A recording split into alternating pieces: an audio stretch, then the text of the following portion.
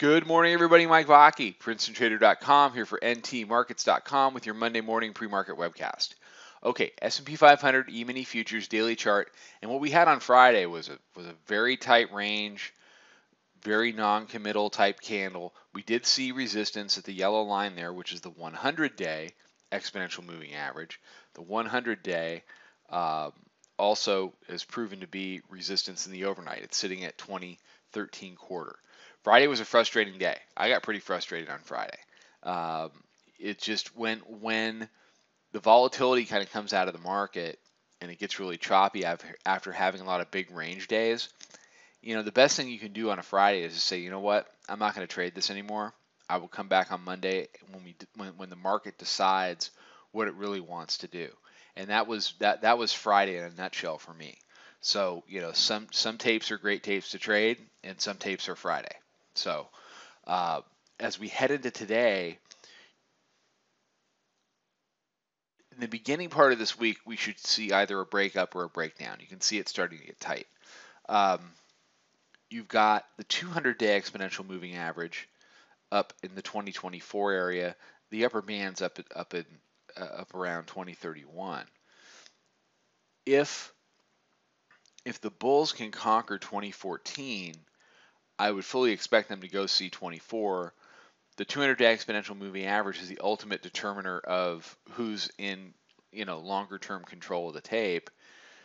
To go down and make a low like 1831, then to make a high here in 2011, make what now we've confirmed is a higher low at 1861 because we have a higher high.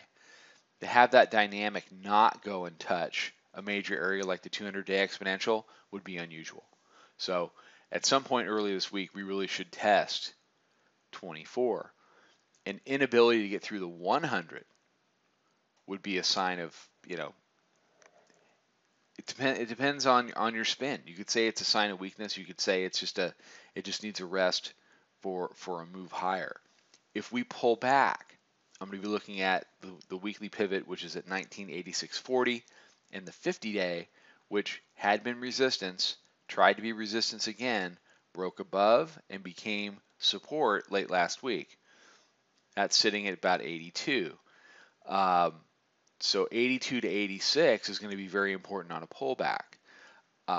If the last couple of weeks hold true, and if the bulls are truly mounting something that's going to be able to be built upon, then that weekly pivot is going to be support, and that weekly pivot becomes an excellent buy for the balance of the week.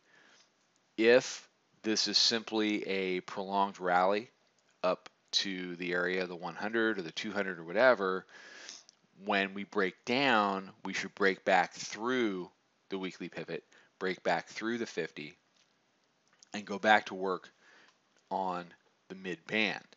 If the mid-band holds, then you're going to start to see a market that wants to trade above the mid-band. That's a buy dips market. If it breaks down and it reestablishes mid-band as resistance, that's a sell rallies market.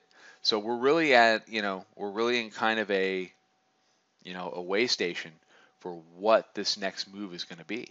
So this is not a time to be making big bets. It's not a time to be putting on swing shorts because you could be very early in something very ugly.